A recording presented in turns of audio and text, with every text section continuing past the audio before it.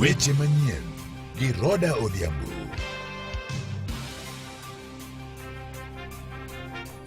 Machiegni to mokwongo magi thund weche mabende waikoni gi lak sechegi. Doho ma JKA oweyo thuolo ji adek mabende nitudo gi nek mar jaod bura ma Kasipul mosenindo Charles Ong'ondo Were.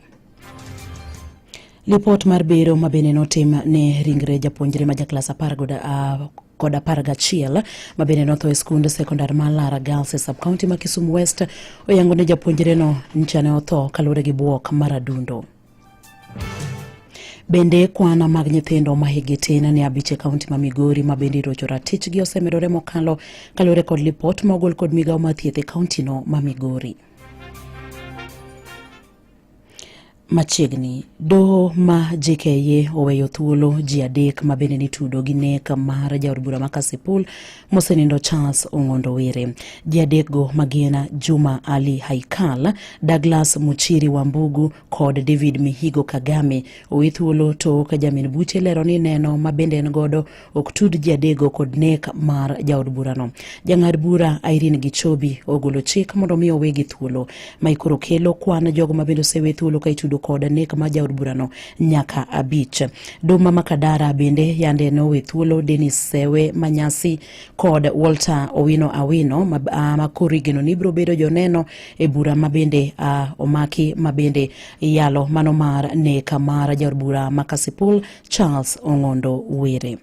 Wadhi kaunti ma Kisumu kama wayudo ni lipot mar bero mabende notim ne ringre japuonjre ma jaklas 11 mabende nchane otho e skund sekondar mar Lara Girls e sub-county ma Kisumu West oyango ne japuonjre no ne otho kalure gi buok mar adundo. Bero no mabende notim e nyima familia mar japuonjre no e kar kano ringre jomotho ma Jaramogi Oginga Odinga Teaching and Referral Hospital Mochari ne oyango ne japuonjre no ne oweyo yueyo kapok ne owito ngimane.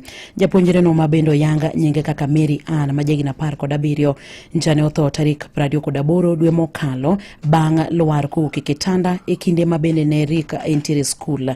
Familia mare koro yango ni gidhi nyime gi chano chenro mar ik. Motelo kanyo familia no ne dwaro ler e wi tho mar nyathigino mabende nowito ngimane tok ring kode od thieth moro mantiere machiegni gi skund no. Wadhi kaunti ma Migori kama wayudo ni kwan mag nyithindo ma higi tin ne abich e kaunti ma Migori mabende rocho ratich gi osemedore mokalo kalure kod lipot mogol kod migawo ma thieth e kaunti ma Migori. Catherine Menganyi mabende na pisa matayo chenro makedo kod lwenje ma kitchwech e kaunti ma Migori mabende ne wuoye kinde romo mabende nokelo kanyakla jogo makedo kod lwenje ma kitchwech wacho ni juma ka juma nyaka giyud nyathi ma hike tin ne abich ma orocho ratiche e kaunti ma Migori. Koke kaunti ma Migori Jojuma miwaler mathoth wi wachni. Catherine Menganyi na pisa matayo chenro makere kod lwenje ma kitchwech e kaunti ma Migori bo migawo no mathieth ma oriko ni wuoye kinde romo mano kelo kamoro achiel. Jogo makedo kod lwenje ma kitchwech e kaunti ma Migori wacho ni juma ka juma nyak giyud nyathi ma hike tin ne abich mabende koro bambi e kaunti ma Migori. Menganyi wane lipot margi bende yango ni thoth nyithindogi ibambo kod joma chiegni kodgi ma oting'o wuonegi. One of the worrying trend right now are the cases of children below the age of 5, because in a week you'll have to get a case of a child below the age of 5 who has been defiled, and the perpetrator becomes somebody very close. Some of them are the fathers. So that should ask us, where are we and where are we heading to? We are having many outreaches in schools. We are having outreaches even in churches and also social gatherings to sensitize members of the public on the need to respect the dignity of ladies and not to abuse them sexually. Lipot manogol kod Doma Migori kinde machuok mokalo bende yango ni atamlo 75 mag cases mag nyithindo mantie Doma malo gin mago mag bembo. Jokedo kod lwenjego mag kitchwech ywak ni mokum cases gi mag bembo kod mamoko kori tieke buche mag anyuola kamoko bende achije ma itudo ringo kendo lal gino mosemiyo thoth cases gi ok winji matieki e doho. Cases that are not reported now are even worse.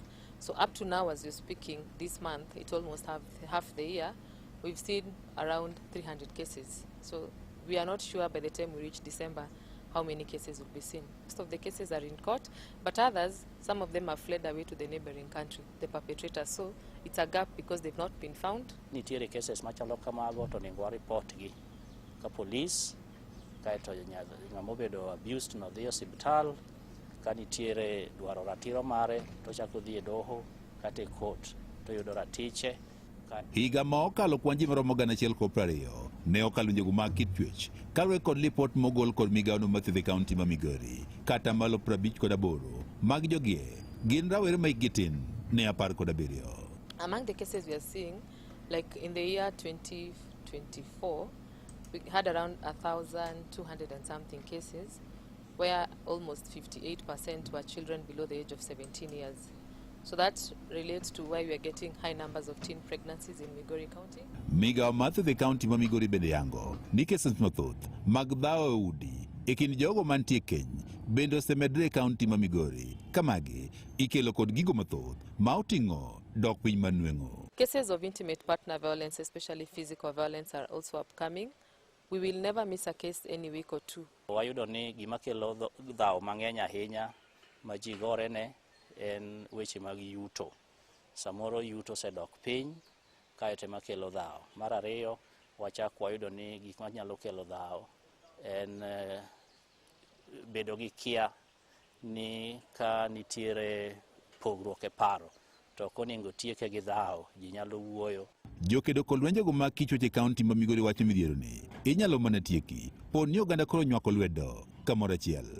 And we need to see how do we put up strategies. I cannot end, you cannot end, but we can end a GBV if we speak up and ensure that we protect each other. Watemo mondo wager gik molungo ni safe spaces, kuonde mag konyruok ma nyithindo ma samoro oringo ok dwa ni mondo tergi nyangi, ginyalo dhi gidake, kata ka ng'ato osebedo raped to nyalo dhi kamoro mobed supported kimiye paro makare makata mana empowerment. Ne Nyakalondo Maramoe kuok e kaunti ma Migori, an George Juma.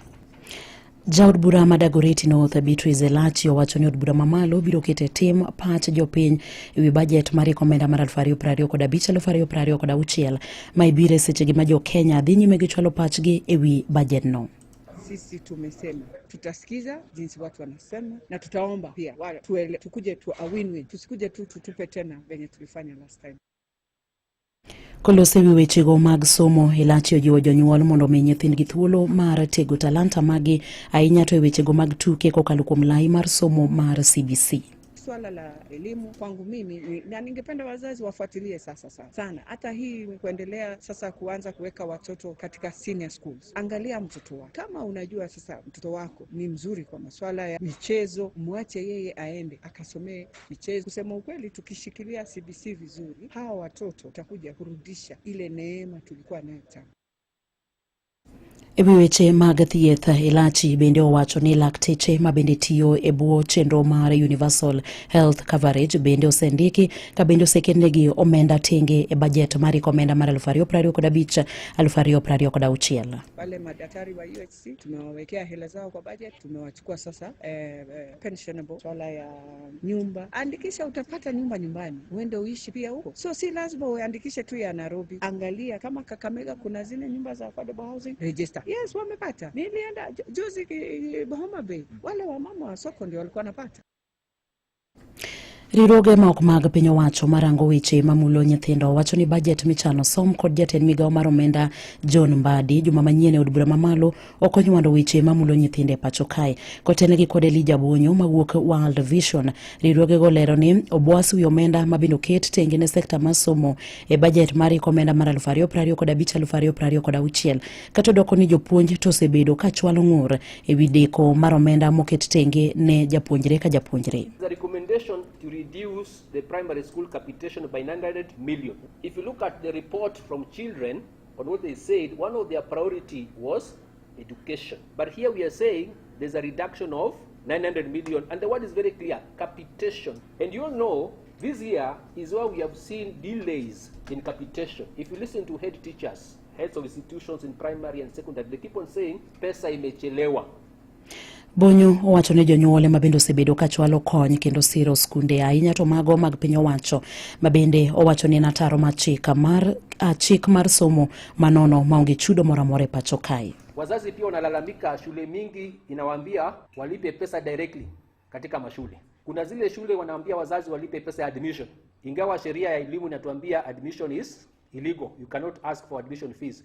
Wazazi wanalipa pesa ya admission, wengine wanalipa pesa ya desk, wengine wanalipa pesa ya vitabu, wengine wanalipa pesa ya activity fees ya sports, wengine wanalipa pesa ya... Kuna wazazi wengi sana katika nchi wanasema ya kwamba kila mara wakilipa haya pesa, hakuna utaratibu mzuri ya kulipa haya pesa.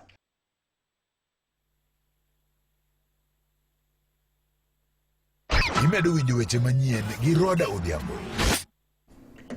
Gavana mar kaunti ma Siaya James Orengo kod jotelo duto moyiere kaunti no dhi nyime kotimo romo kod jatend piny Migosi William Ruto e kar jot mare e boma ma Nairobi. Jotelo mawuok e kaunti no koro kwa mondo chwal chenro mag dongruok ne jatend piny e kinde romo no. Kaka josiaya wabedi dhok achiel, wabedi winjruok achiel, wabedi paro achiel mondo wane kaka wanyalo gero Siaya. An kaka japiny akwayo ni rombo jowa kod ker e State House kik bed mana romo mar umo wang' jopiny jowa wuoyo dhok achiel to gik ma wadwaro ok chop kare kendo bedo mana sigana kaka moko mwaseneno. Ni gima duong' monego kuong unyisnwa ker ni ere kaka gik manowe manochiko koseket piny dang' tieki, nikech wan kod projects madhi 7 madongo manikiro we kae madhi higa 2 kaka kanowegi por gichung' kar tiende. Kaka an gima hinya saidi en ndara mawelo Kopolo Nango Leonda Uyawi. Wan gi beaches chiegni 14 Central Sakwa matiyo kod ndara achielne. Yieuru mondo unyis ker ni ndara manosechak losni ogere otieke mondo mi dongruok mondo obed kare. Mani mabedo kelo wae giko mag weche manyien e yorno mar adimba gi lak seche gito magethon weche mabende ne waikoni. Doho ma JKIA oweyo thuolo ji adek mabende nitudo gi nek mar jaod bura ma Kasipul mosenindo Charles Ong'ondo Were. Lipot mar bero mabende ne otima ne ringre japuonjre ma jaklas 11 mabende notho e skul sekondar ma Lara Girls e sub-county ma Kisumu West yango ne japuonjre no ncha ne otho kalure kod buok mar adundo. Kwan mag nyithindo ma higi tin ne 5 e kaunti ma Migori mabende docho ratich gi osemedore mokalo kalure kod lipot mabende ogol kod migawo ma thieth e kaunti ma Migori. Watudre koromo kanyo saa 8 kod 9 ne weche manyien yo machuok to koromo kanyo saa 10 ne mago matuch e kor gwenge. Mago ne weche manyien gi Roda Odhiambo. Radio Ramogi. Radio Ramogi, Radio Ramogi, Cartoon Radio Ramogi, Radio Cartoon Ramogi. Weche tuke e Radio Ramogi. E weche mag tuke en ni karako bedo ni nolo tim mar Harambee Stars gonde 5-1 gi tim mar Morocco e tugo mar osiepego matangi odiechieng' manyoro. Tim no kaluwore gi kapten mare Dorcas Shikobe to gi jatugo Violet Nanjala wacho ni gipuonjore mathoth mokalo. Stars nyolo gonde 5-1 e tugo mabende nyen mar osiep ka gibiro gocho kendo gi tim no mar Morocco. Kwa FKF na washukuru kwa kutupangia this friendly, though hatujafanya to our best but na washukuru sana, at least mmetupangia kitu ya kufanya, so na believe tuko like tuna learn. Wenye wamejoin team wamelearn, so itatusaidia kwa game yenye iko mbele yetu. At least hiyo naweza sema imetusaidia a lot. Federation wazidi kutupa hata friend lingine, bado tuko hapa kulearn. Football ni kulearn.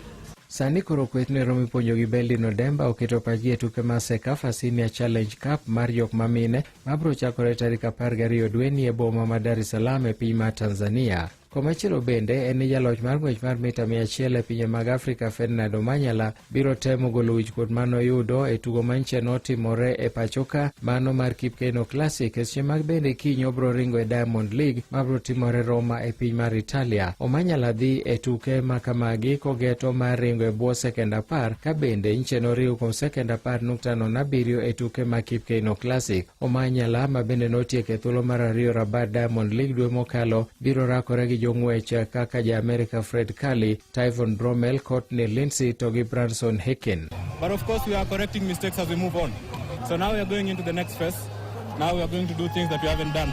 osebedo kogeto mar ringe bwo sekend 10 kata kobedo ni e piny Botswana noringo kuom sekend 10 kaeto bang'e noero nodogo ringo kuom sekend 10.3 e boma mar Rabat. To tim mar Kenya mar jok ma ong'ad tiendgi kata Kenya Amputee Football Federation kokalo kuom organizing secretary mar Dismas Kiyuyu wacho ni gin gigero ni tim ma joma chuo nyalo biro kawo simbo mar Afrika ma ugweto gi madiere mabiro timore Bujumbura, Burundi e dwe mar 9. Kenya notieko thuolo mar 3 e tok joloch Tanzania gi Uganda kaluwore kamano. Sakafa mwaka jana timu ambayo ilishinda ilikuwa timu ya Tanzania ambayo ilikuwa number 1, sisi tulikuwa number 3, Uganda ilikuwa number 2, sisi tukakuwa number 3. Na vile tumeona vijana wetu ambao tumechagua katika huu mchezo, tumechagua vijana chipukizi ambapo tuna pia vijana wanasema lazima kuje nambari 1.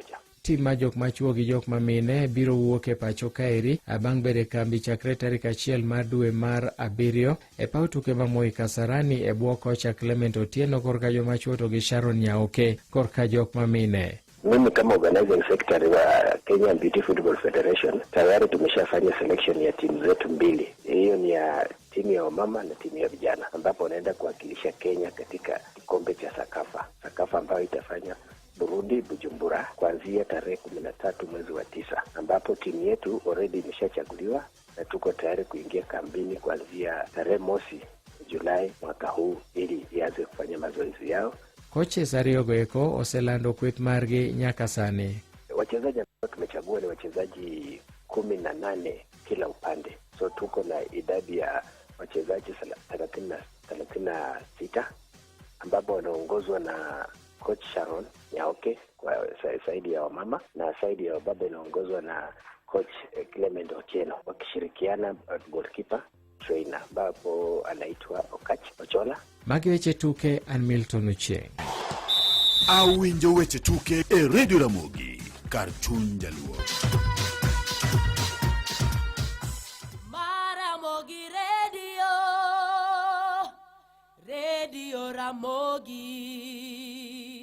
kar chuny jaluo. Radio Ramogi radio namba 1 mano bende makelo wa saa 7 okalo dakika 18 tende ni thuolo na mar bede studio serumu kato rumo kikisudi nikech awiye dodo mabeyo sana kasuku Rafael wodi nyachula welcome in mare dhita e chenro madon say Thursday edition kanya sach ko ritimo rita kinyo tudre kiny sangwene wange kabo kelo ni chenro mar wango nyango kao kamano to warom saa 12 wange mar odhiambe Ramogi TV adhi kelo ni chenro mar penj laktar kawuono wapenjo laktar ang'o kawuono wapenjo laktar ang'o to ponono ni samoro thuolo nyalo tami ma inegodo chenro saa 12 mar odhiambo adwa ni mondo mi anyis ni wantiere kod chenro monuo saa 4 ka saa 4 mar otieno tem matek ine chenro monuo mar penj laktar oriti masani waradi 12 wange mar odhiambo.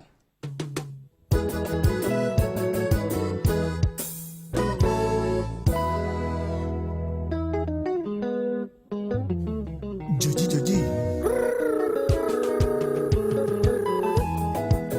Mombasa koyugi pacho renga kojoach